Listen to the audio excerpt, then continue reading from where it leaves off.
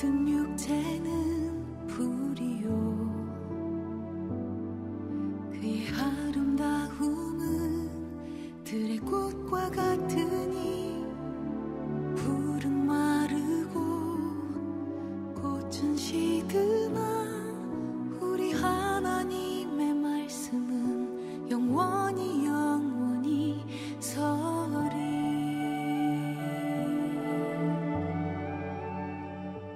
오늘 이 아침 우리에게 주신 말씀은 한 절입니다. 어제 본문 속에 있죠. 창세기 2장 7절입니다. 7절 다 같이요.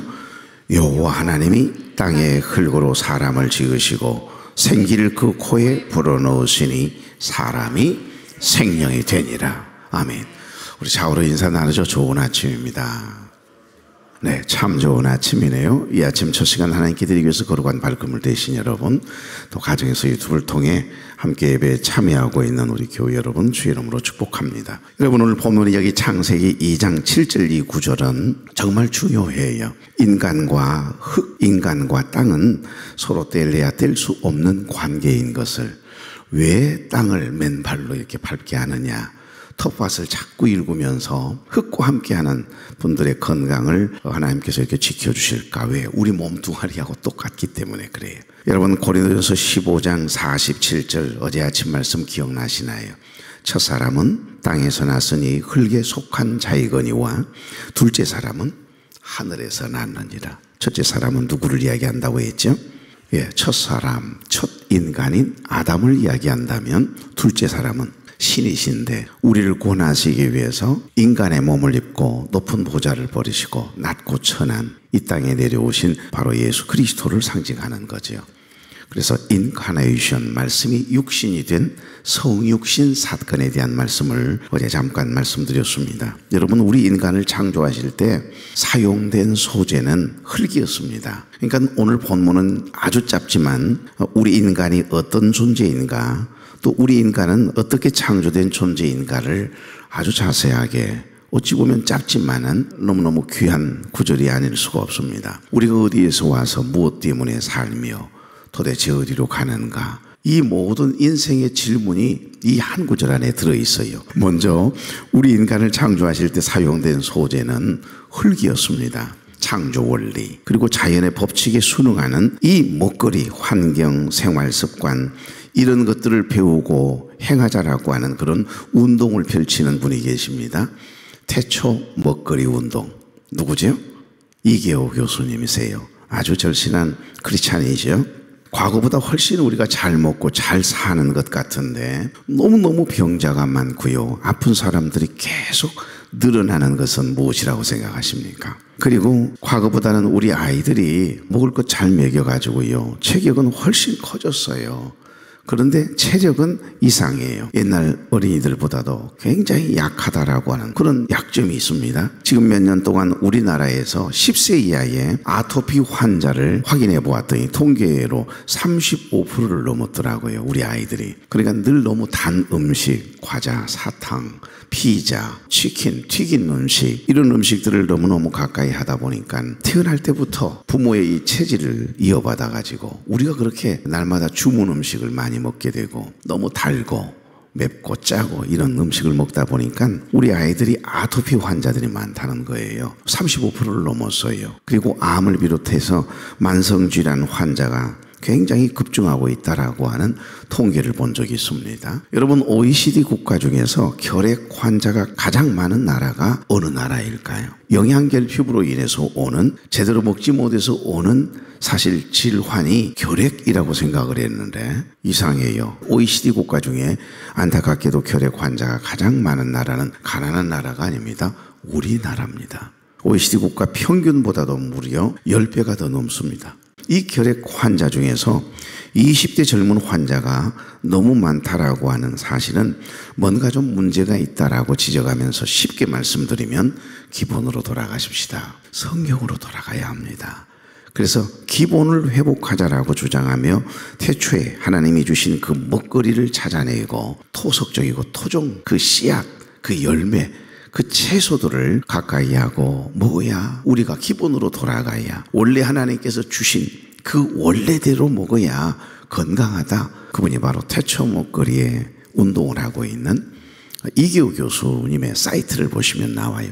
강의도 정말 잘하시지요. 충남대학교 화학과 교수입니다. 왜 이런 운동을 하게 되느냐? 태초에 먹거리 운동을 하게 된 원인이 있었습니다. 동력이 된 것은 2009년도에 사랑하는 딸을 암으로 먼저 하나님의 나라로 보내거든요. 그래서 결국 딸을 암으로 잃고 암을 앓고 있는 이 환자들의 생활 습관과 먹거리에 대해서 연구조사해서 3년간 국내외를 막론하고 이렇게 강연을 하면서 겪은 이야기를 책으로 냈거든요. 태초 목걸이 한번 쳐보시면 나와요.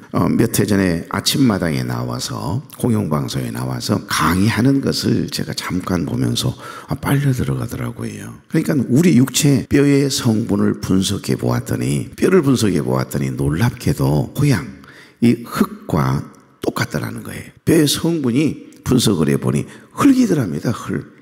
모든 우리 몸의 액체는 바닷물과 농도가 똑같다라고 하는 사실을 알게 되었다고 그래요. 그러니까 우리 몸은 흙집과 같아서 우리 몸을 가만히 보면 창문이 있고 출입구도 있고 지붕도 있고 바닥도 있고, 그래서 우리 집을 잘 관리하지 않으면 안 된다. 오늘 여기 2장 7절 흙으로 하나님께서 직접 당신의 손으로 직접 빚으세요. 그리고 그 코에 생기를 후 하고 불어넣으시니 생명이 된지라. 영혼을 가진 존재가 됐다. 땅에 속하기도 하고 하늘에 속하기도 하고. 땅에 속한 육이 있습니다.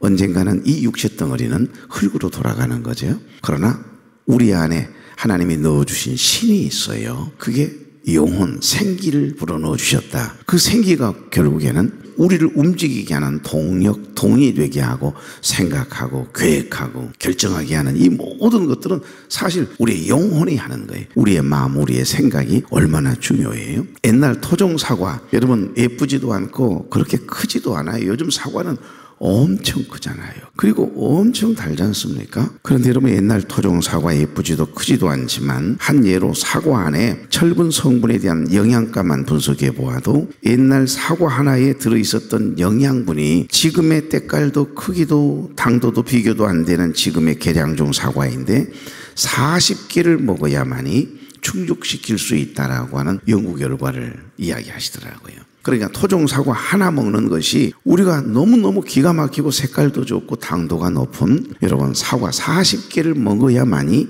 얻을 수 있는 철분이 우리에게 공급된대요. 그러니까 축산물도 그렇고 수산물도 그렇고 대량 생산에 성공을 해가 언제든지 먹을 수 있는 너무너무 당도가 높은 그리고 색깔도 좋은 그런 어떤 농산물, 수산물 우리가 언제든지 접할 수 있고 식용할 수 있지만 이상해요. 하나님께서 원래 주신 대로가 아닌 변형된 식품들이나 농축산물들이 부작용들이 계속해서 속출하고 있다는 겁니다.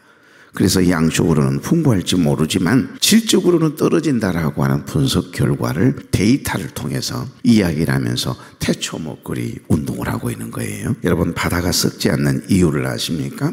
약 3%의 연분 때문이라고 하는 건 아시죠? 좀 더 되죠. 정확한 데이터는. 그렇습니다. 우리 마음에 우리 마음이라고 하는 이 바다에도 다른 거 신경 쓸 것도 없어요.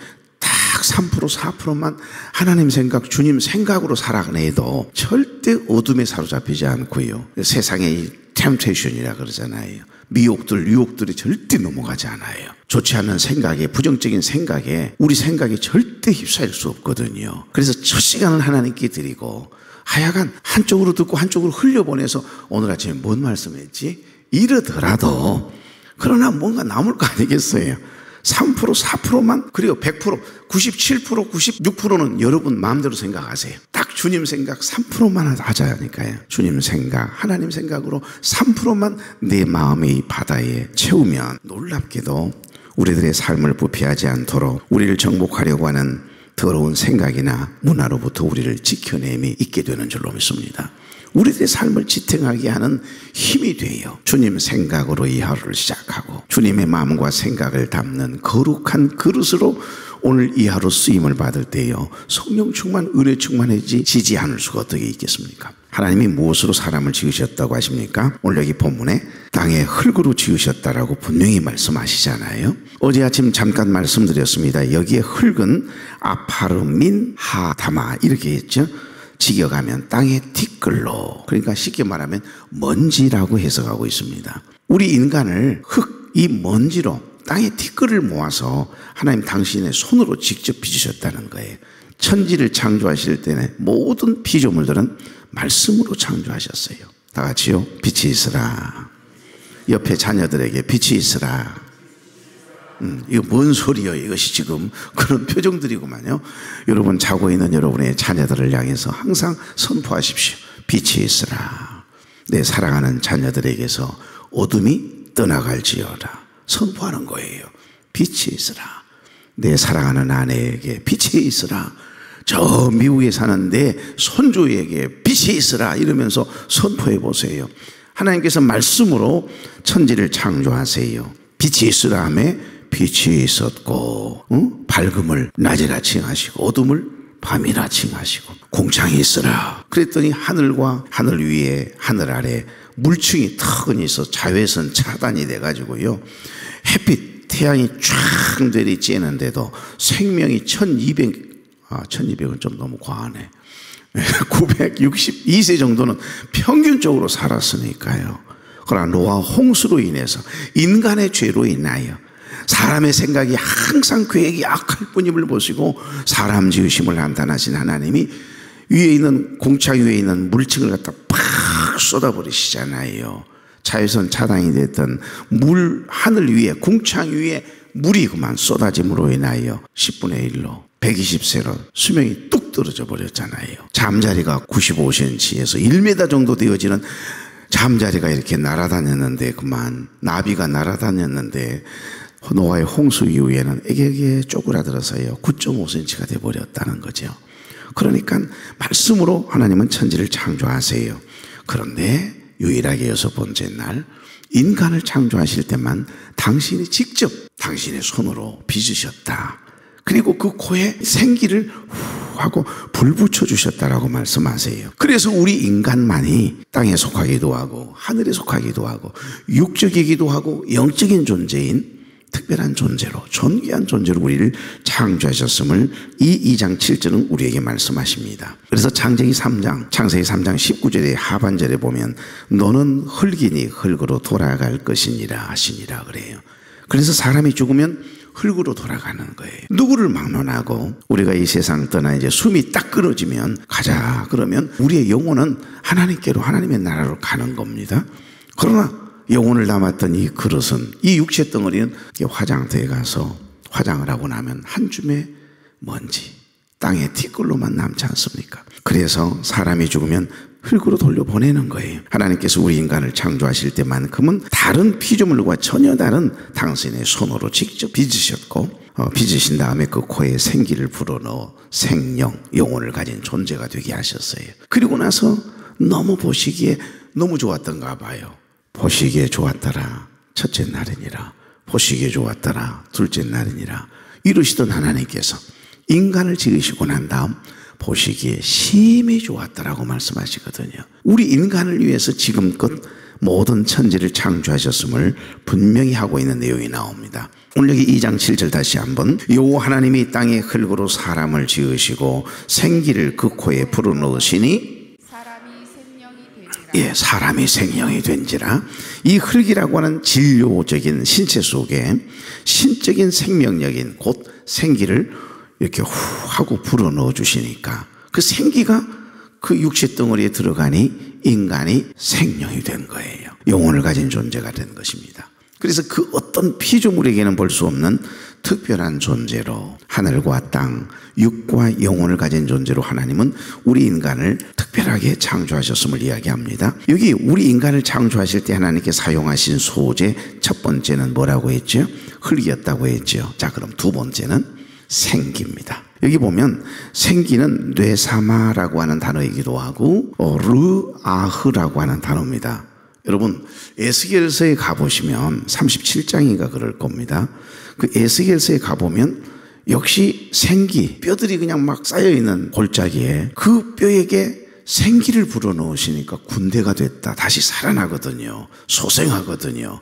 거기에 나오는 생기도 르아흐라고 하는 단어입니다. 그러니까 뇌사마, 뇌사마카, 꼭 경상도 사투리 생각하면 맞아요. 뇌사마라고 하는 단어이고 루아흐라고 하는 단어입니다. 이 단어 여러분 몰라도 좋지만 뜻만 알면 돼요. 거의 내용이 같아요. 뇌사마라고 하는 이 단어는 영혼, 호흡, 기운을 이야기한다면 루아흐라고 하는 이 단어는 바람, 숨, 영을 의미하니까요. 부활의 의미도 있습니다.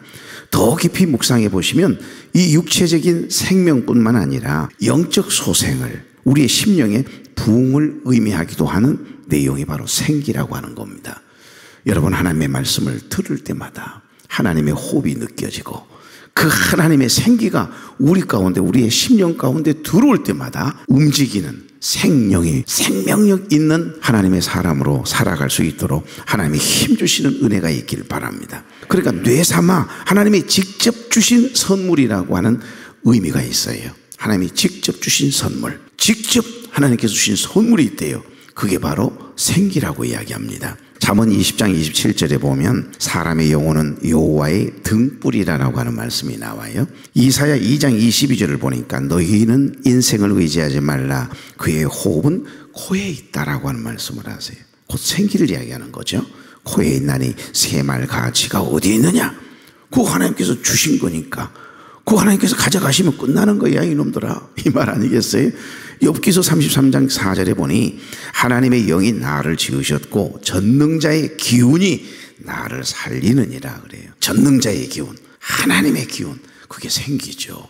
그래서 하나님의 형상을 우리에게 넣어주신 겁니다. 뇌삼아, 이 생기를 불붙여 주신 거예요. 그러니까 창세기 2장 7절 여호와 하나님이 땅의 흙으로 사람을 지으시고 생기를 그 코에 불어넣으시니, 여기서 불어넣으셨다라고 하는 이 단어는 나파흐라고 하는 단어를 썼습니다. 숨을 내쉬답니다.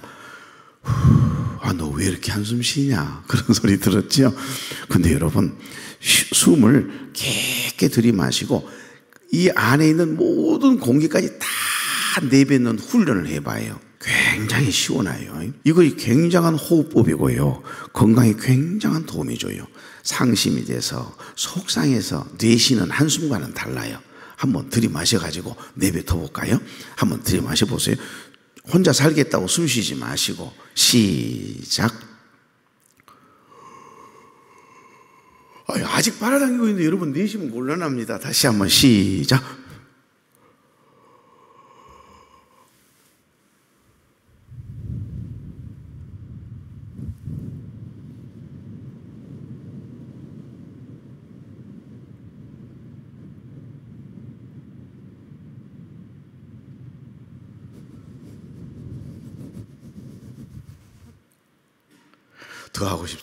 더 하고 싶지만 여러분이 그만 숨 끊어질 것 같아서 내가 끊었어. 찬양을 많이 하다 보면 호흡이 폐 활량이 커지거든요. 굉장히 미미한 소리까지 끝까지 소리를 낼 때 숨의 이 복식 호흡을 통해서 천천히 내뱉어야 되거든요. 그래 소리가 부드러워져요. 여러분 좀 성악 공부하러 온 것 같은 생각이 드는데 오늘 여기 보니까 나파흐라고 하는 단어예요. 숨을 내쉬다, 부풀리다. 그런데 제 마음을 항상 이렇게 큰 감동을 주었던 의미는 불붙이다라고 하는 단어더라고요. 그래서 무심코 이렇게 2장 7절을 지나가다가 말고 이 생기라고 하는, 생기를 불어넣어 주셨다. 근데 불 붙여주셨다라고 하는 말씀을 딱 처음 접한 순간 제가 굉장히 깊은 은혜를 경험했던 기억이 납니다. 생기를 불 붙여주셨어요. 영혼의 등불을 우리에게 넣어주셔서 우리 안에는 영혼의 불이 있다니까요. 그 불을 켜고 사는 거예요. 그리고 이제 우리의 몸뚱아리가, 우리 육체 덩어리가 병들거나 큰 사고를 통해 아니면 나이가 들어서 이 영혼을 담는 그릇이 깨지고 부서져서 이제 오래 사용해가 그만 무너지게 되면 그 생기, 그 등불을 하나님이 빼서 가져가세요. 그 신은 주신 하나님께로 돌아간다라고 하는 말씀이 맞아요. 그래서 숨을 쉬고 있는 동안을 human life, 인생이라고 이야기하는 겁니다.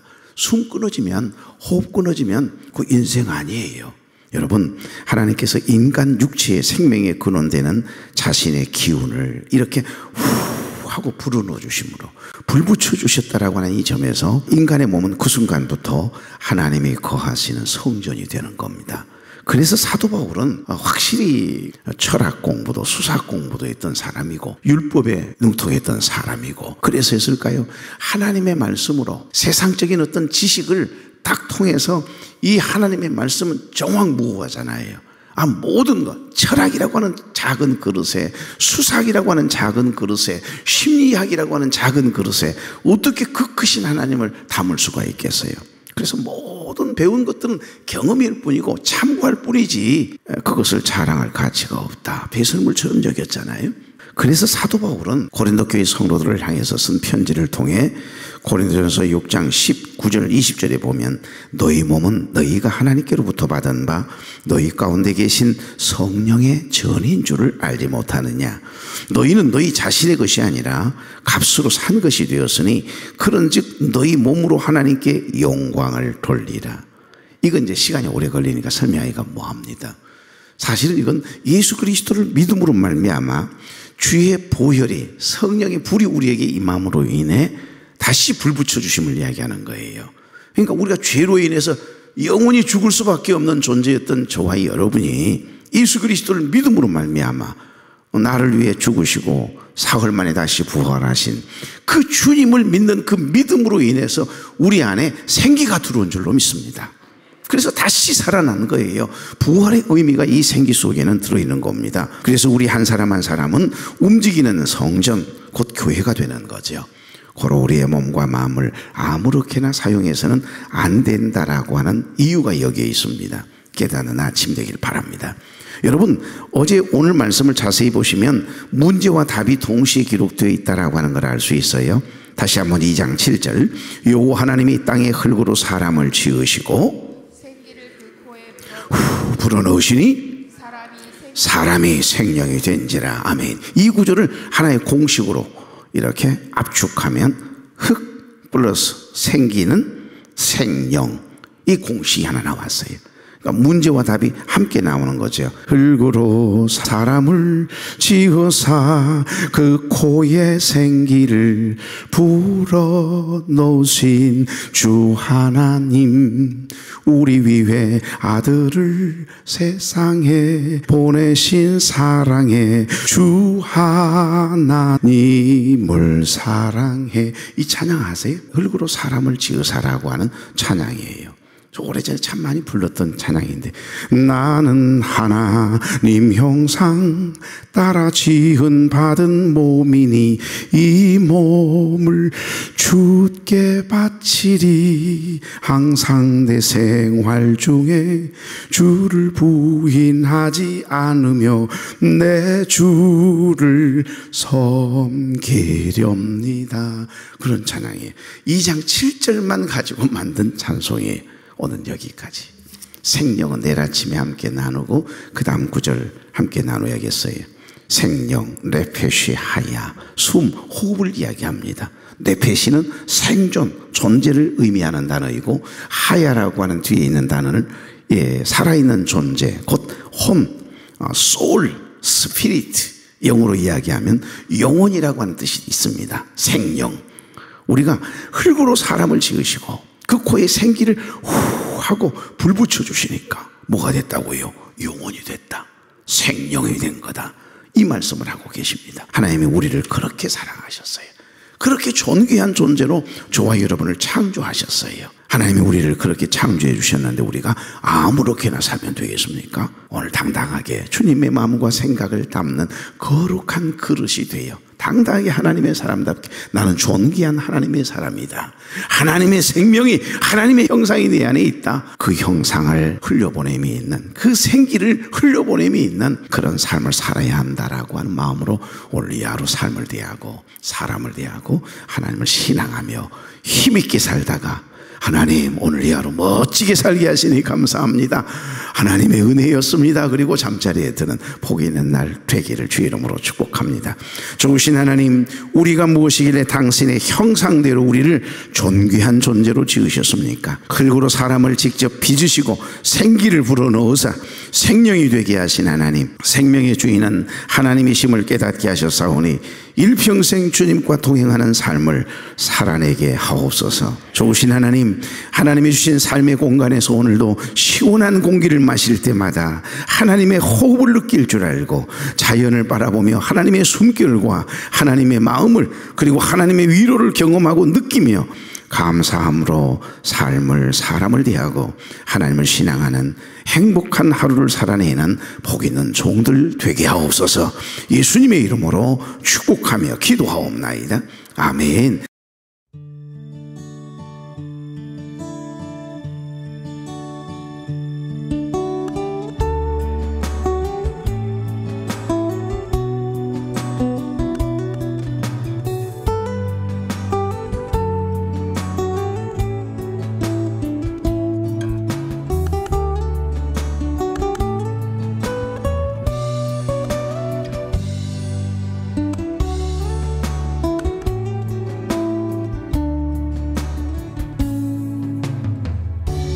당신은 소중한 사람,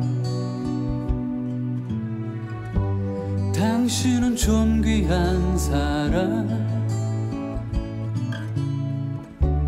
이 세상에 하나뿐인 당신은 너무나도 소중한 사람. 당신은 소중한 사람, 당신은 존귀한 사람, 당신은 존귀한 사람, 이 세상에 하나뿐인 당신은 너무나도 소중한 사람. 그런 당신을 사랑해요. 그런 당신을 축복해요. 사랑받기에 합당한 당신을 주의 이름으로 사랑합니다.